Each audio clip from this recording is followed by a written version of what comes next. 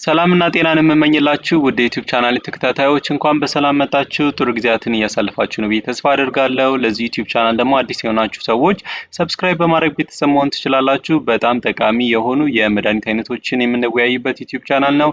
ስለ መድኃኒቶች በደንብ በጥልቀት የማብራራበት ዩቲዩብ ቻናል ስለሆነ ሰብስክራይብ ያድርጉ። እንደገናም ደግሞ ለሚጠቀሙ ለሌሎች ሰዎች እንደዚሁ ሼር ያድርጉ።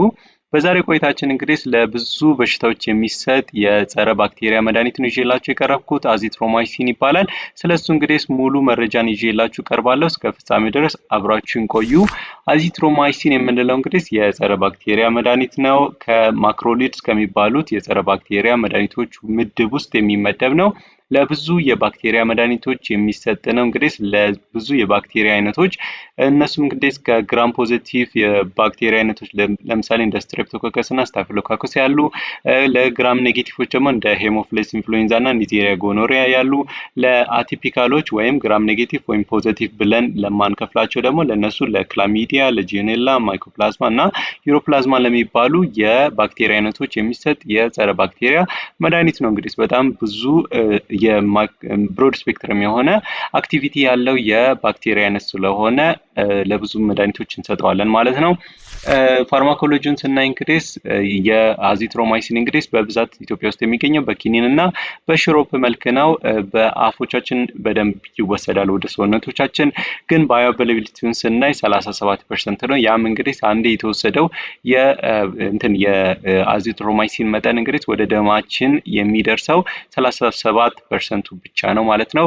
ሜታቦሊዝሙን ስናይ እንግዲህ በጉበት ውስጥ ነው ወደ ሜታቦላይዝ ተደርጎ ወደሚቀየረውና ወደሚወገድበት መንገድ የሚዘጋጀው ማለት ነው። የግማሽ ህይወቱን ወይም ሃፍ ላይፉን ስናይ እንግዲህ 68 ሰዓታት ነው። በጣም ሎንግ ነው። በጣም ለብዙ ሰዓታት የሚሰራ የመድኃኒት አይነት ነው ማለት ነው። ለዛ ነው በቀን አንዴ ብቻ ነው የሚታዘዘው፣ በቀን አንድ ብቻ እንዲወሰድ ማለት ነው የአዚትሮማይሲን መድኃኒት ማለት ነው። በቀን ሁለቴ አይታዘዝም። ለምን ቢባል የግማሽ ህይወቱ ሃፍ ላይፉ በጣም ረጅም ስለሆነ በቀን አንዴ ብቻ ነው የሚወሰደው።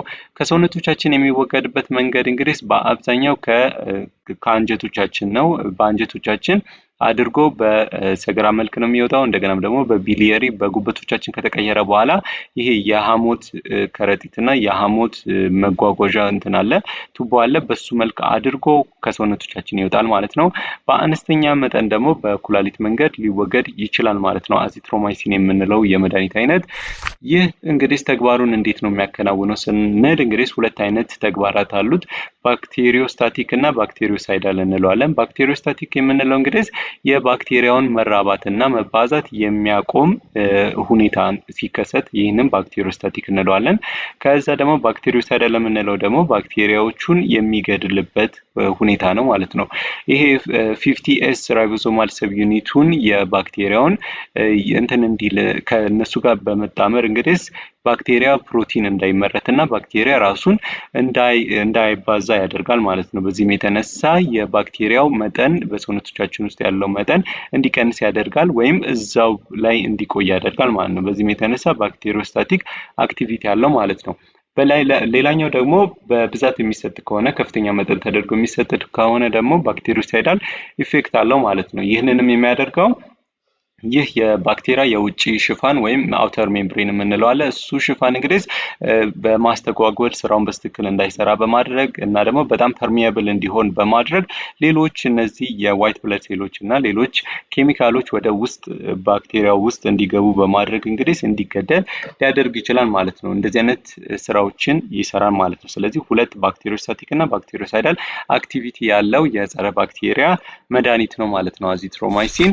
ጥቅሞቹን ስናይ እንግዲህ ለብዙ የበሽታ አይነቶች ነው የሚሰጠው። ከነሱም እንግዲህ በትንሹ ለመተንፈሻ አካላት ኢንፌክሽኖች ይሰጣል። ለምሳሌ እንደ ሳምባ ምች ላሉ የበሽታ አይነቶች የብሮንካይተስ፣ ፋሪንጃይተስ ወይም የጉሮሮ ኢንፌክሽን እንደገናም ደግሞ ለሳይነሳይተስ ተብሎ የሚሰጥ መድኃኒት ነው። ሌላኛውም ደግሞ በግብረ ስጋ ግንኙነት ጊዜ የሚተላለፉ ኢንፌክሽኖች ልክ እንደ ክላሚዲያ እና እንደ ጨብጥ ወይም ኒዜሪያ ጎኖሪያ ለሚባሉት የበሽታ አይነቶች እንደዚሁ የሚሰጥ የመድኃኒት አይነት ነው። ሌላኛው ደግሞ ለቆዳ ኢንፌክሽኖች እንደዚሁ የሚሰጥ መድኃኒት ነው። ለሆድ ኢንፌክሽኖች ልክ እንደ ታይፎይድ ፊቨር እና እንደ ትራቭለርስ ዲያሪያ ለሚባሉ የሆድ ኢንፌክሽኖችም የሚሰጥ መድኃኒት ነው ማለት ነው። ስለዚህ የአዚትሮማይሲን ጥቅሙ በጣም ብዙ ነው። ለብዙ የባክቴሪያ ኢንፌክሽኖች ይሰጣል ማለት ነው። አዘገጃጀቱን ስናይ እንግዲህ በብዛት ኢትዮጵያ ውስጥ የሚገኘው በሽሮፕ እና በኪኒን መልክ ነው ብያለሁ። በኪኒን መልክ እንግዲህ በ250 ሚሊግራም ሊገኝ ይችላል፣ በ500 ሚሊግራም ሊገኝ ይችላል። በሽሮፕ መልክ ደግሞ 100 ሚሊግራም በ5 ኤምኤል ውስጥ ወይም 200 ሚሊግራም በ5 ኤምኤል ውስጥ ሊገኝ ይችላል። አንዳንዴ ደግሞ ውጭ ሀገር ብዙ ኢትዮጵያ ውስጥ አልተለመደም፣ በመርፌ መልክ ሊገኝ ይችላል ማለት ነው በ500 ሚሊግራም። ብዙውን ጊዜ በረጅም ግማሽ ህይወት ወይም ሃፍ ላይፉ በጣም ረጅም ነው። ቅድም እንዳልነው 68 ሃወርስ ድረስ ሊቆይ ይችላል። ስለዚህ በዚህም የተነሳ ምክንያት በቀን አንድ ጊዜ ብቻ ነው የሚወሰደው፣ ከዛ በላይ አይወሰድም ማለት ነው። ከምግብ ጋርም ወይም ያለ ምግብ ብቻውንም ልትወስዱት ትችላላችሁ፣ ግን በቀን አንድ ጊዜ ነው የምትወስዱት። አብዛኛው ጊዜ እነዚህ በታብሌት መልክ ወይም በእነዚህ በኪኒን መልክ ከሆነ የሚገኙት ከምግብ ጋር ቢወስዷቸው ጥሩ ነው ማለት ነው። ለምን ቢባል ጨጓራን እንዳይጎዱ ስለሚያደርግ ማለት ነው። እንደገናም ደግሞ ይሄ የማቅለሽለሽ እና የማስታወክ ስሜቶችን ለመቀነስ ስለሚረዳ ማለት ነው። ግን ይሄ በካፕሱል መልክ ከተገኘ ወይም ከላይ ሽፋን ኖሮት ከተገኘ ይሄ የሚዋጠው የኪኒን አይነት ከምግብ እንግዲህ 1 ሰዓት ቀደም ብለው መውሰድ ይችላሉ ማለት ነው። ጨጓራን ያው ፕሮቴክቲቭ ኢፌክት ስላለው ማለት ነው። ስለዚህ በእነዚህ አይነት መንገድ ተዘጋጅቶ የሚገኝ የጸረ ባክቴሪያ መድኃኒት ነው ማለት ነው አዚትሮማይሲን። አሰጣጡ እንዴት ነው ስንል እንግዲህ አዚትሮማይሲን ይኸውላችሁ የሚሰጠው ሐኪሞት እንዳዘዘሎት ነው። ግን ለአዋቂና ለልጆች የተለያየ መጠን ነው። ለልጆች እንደምናውቀው እንግዲህ በኪሎአቸው ላይ ተመስርተን ነው። ለአዋቂዎች እንግዲህ የመተንፈሻ አካላት ኢንፌክሽን ልክ እንደ ብሮንካይተስ እንደ ሳምባ ምንጭ ላሉ የኢንፌክሽን አይነቶች እንግዲህ በቀን 500 ሚሊግራም እንሰጣቸዋለን ለ3 ቀናት። በቀን አንዴ ነው የሚወጡት 500 ሚሊግራሙን። ወይም ደግሞ እንደ አማራጭ በመጀመሪያው ቀን 500 ሚሊግራም ይወጡና ከዛ ደግሞ በቀጣይ ከ2 እስከ 5 ቀናት ደግሞ 250 ሚሊግራም በቀን አንዴ ይውጣሉ ማለት ነው። ግን እንደ አማራጭ በጣም ቀላል የሚሆነው 500 ሚሊግራሙን ለ3 ቀናት አንዳንድ ኪኒን መዋጥ ይችላሉ ማለት ነው። እንደዚሁ ደግሞ ለክላሚዲያ ደግሞ በአንዴ ብቻ የሚወሰድ 1 ግራም አዚትሮማይሲን መውሰድ ይችላሉ ማለት ነው። ለክላሚዲያ ወይም እነዚህ ለዩሬትራል ዲስቻርጅ ሲንድሮም ወር ቫጂናል ዲስቻርጅ ሲንድሮም ለምንላቸው የበሽታ አይነቶች ማለት ነው፣ በግብረ ስጋ ግንኙነት ለሚተላለፉ የበሽታ አይነቶች አንድ ላይ አንዴ ብቻ 1 ግራሙን ሊወስዱ ይችላሉ ማለት ነው።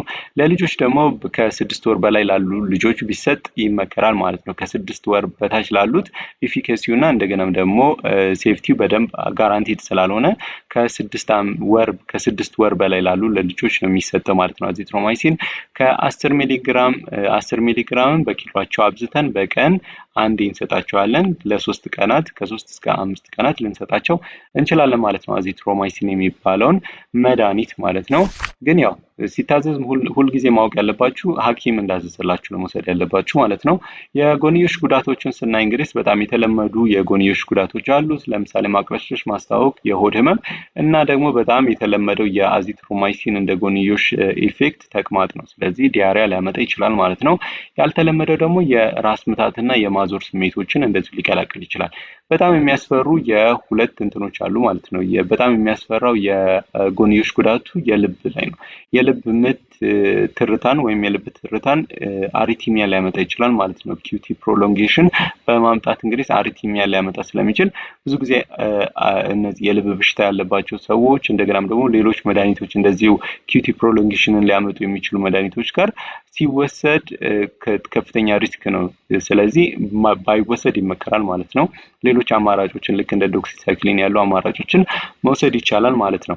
ሌላኛው ደግሞ የጉበት ኢንፌክሽን የጉበት ብግነትን ሊያመጣ ይችላል ማለት ነው። የጉበት ኢንዛይሞች ለጊዜያዊ ነው ከፍ ሊሉ የሚችሉት ማለት ነው። ግን መድኃኒቱን ሲያቆሙ ሊመለሱ ይችላሉ ወደ ነበሩበት ቦታ ማለት ነው። ስለዚህ እንደ ኤልቲ እና ኤስቲ ያሉ የጉበት ኢንዛይሞች ከፍ ሊሉ ይችላሉ ማለት ነው የአዚትሮማይሲንን ሲወስዱ። በአንጻሩ ደግሞ ልክ እንደ ኤሪትሮማይሲን የሚባለው መድኃኒት ጋር ስናነጻጽረው ለሰውነቶቻችን ከኤሪትሮማይሲን የበለጠ ለሰውነቶቻችን ይስማማል ማለት ነው። ኤሪትሮማይሲኑ በጣም የጎንዮሽ ጉዳቱ ከፍ ያለ ነው ማለት ነው። ስለዚህ እንደዚህ አይነት የጎንዮሽ ጉዳቶች ስላሉት በጥንቃቄ መወሰድ ያለበት የመድኃኒት አይነት ነው ማለት ነው። ስለዚህ ያለ ሐኪም ትዕዛዝ ባይወስዱት ይመከራል ማለት ነው። ጥንቃቄውን ስናነሳ እንግዲህ ምን ማድረግ አለብን? ቅድም እንዳልነው የልብ በሽታ ያለባቸው ስር የሰደደ የልብ በሽታ ያለባቸው ሰዎች በጣም መጠንቀቅ አለባቸው ማለት ነው። እንደገናም ደግሞ እዚህ ጋር የጉበት ህመም ላይ ያለባቸው ሰዎች ለምሳሌ ስር የሰደደ የጉበት በሽታ ያለባቸው እንደገናም ደግሞ ከባድ የአልኮል መጠጥ የሚጠቀሙ ሰዎች እንደዚሁ መድኃኒቱን በጥንቃቄ መውሰድ አለባቸው ማለት ነው። በጉበት ስለሆነ በአብዛኛው መድኃኒቶቹ የሚጣሩት እና ከሰውነት ለመወገድ የሚዘጋጁት ጉበት ላይ ጫና ያበዛሉ ማለት ነው። በዚህም የተነሳ ጉበት ስራውን በትክክል እንዳይሰራ ሊያደርጉ ይችላሉ ማለት ነው። ሌላኛው አንድ ማወቅ ያለባችሁ ኮምፕሊኬሽን ደግሞ አይኤችፒኤስ የምንለው አለ። እነዚህ ኢንፋንታይል ሃይፐርትሮፊክ ፓይሎሪክ ስቴኖሲስ የምንለው አለ። ይህም እንግዲህ በህፃናት ላይ የሚከሰት የጤና ሁኔታ ነው። ያም እንግዲህ ከ6 ሳምንት በታች የሆኑ ህፃናት ላይ የተለመደ ነው ማለት ነው። ስለዚህ አሁን ከ6 ሳምንት በታች የሆኑ ህፃናት አዚትሮማይሲንን የሚወስዱ ከሆነ እዚህ የጨጓራቸውን ከአንጀቶቻቸው ጋር የሚያገናኝ ፓይሎሪስ የተባለ እንትን አለ ማለት ነው። እዛ አካባቢ ያለው ጡንቻ ይጠነክርና ይዘጋል ማለት ነው። በሚዘጋበት ጊዜ ልጁ ጡት በሚጠባበት ጊዜ የሚገባው ወተት ብዙም ያህል ሳይቆይ ወደ ኋላ ተመልሶ ሊያስታውከው ይችላል ማለት ነው። ስለዚህ ሊቀነጭር ይችላል ወደ አንጀቱ ስለማይሄድ ከዛ ከአንጀት ደግሞ ወደ ሰውነት ስለማይወሰድና ሰውነት እንዲጠነክር ስለማይደረግ የልጁ ሊቀነጭር ይችላል። እንደገናም ደግሞ ዲሃይድሬትድ ሊሆን ይችላል። ሳም ሊከሰት ይችላል። በጣም ብዙ ኮምፕሊኬሽኖችን ሊያመጣ ይችላል ማለት ነው። ስለዚህ ከ6 ሳምንት በታች የሆነ ህፃናት ላይ መሰጠት የለበትም ማለት ነው የአዚትሮማይሲን የሚባለው መድኃኒት ማለት ነው። ስለ አይኤችፒኤስ ሌላ ቪዲዮ ሰራላችኋለሁ በዋናው ቻናሌ ላይ። ግን ስለ እዚህ የአዚትሮማይሲን መወሰድ የለበትም ማለት ነው ከ6 ሳምንት በታች ለሆኑ ህፃናት ላይ ማለት ነው። ይህን እንደ ጥንቃቄ እንውሰደው። ሌላ ጥንቃቄ ደግሞ ለብዙ መድኃኒቶች ሊሰራ የሚችል የጥንቃቄ አይነት ነው። ያም እንግዲህ ከመውሰዱ በፊት መጀመሪያ ሌብል ማንበብ ያስፈልጋል ማለት ነው። አንዴ ዶክተር አዘዘሎት መድኃኒቱን ከዛ በኋላ ከፋርማሲ ሄደው ወሰዱ። ግን ትክክለኛው መድኃኒት ነው ወይ የወሰዱት አዚትሮማይሲን ብለው ሄደው ኤሪትሮማይሲን ሊሰጡት ይችላሉ፣ ወይም የተለያየ ነገር ማለት ነው። ሜቢ በትክክል ሳይነበብላቸው ቀርተው ማለት ነው። ስለዚህ በደንብ ማረጋገጥ ያስፈልጋል ማለት ነው። አዚትሮማይሲን ነው መድኃኒቱ አይደለም፣ ስንት ሚሊግራም ነው እዚህ ጋር የተያዘዘው፣ እንደገናም ደግሞ ስንት እንደሚወስዱ መጠኑን ለማወቅ ስለሚረዱት መጠኑን ማወቅ፣ ከዛ ደግሞ ኤክስፓየር ዴቱ መቼ ነው ይሄ ነገር ኤክስፓየርድ አድርጓል ወይስ አላደረገም የሚለውን ማወቅ ያስፈልጋል ማለት ነው። ከዛ በኋላ እንግዲህ ሐኪም እንዳዘዘሎት መድኃኒቱን መውሰድ ያስፈልጋል ማለት ነው።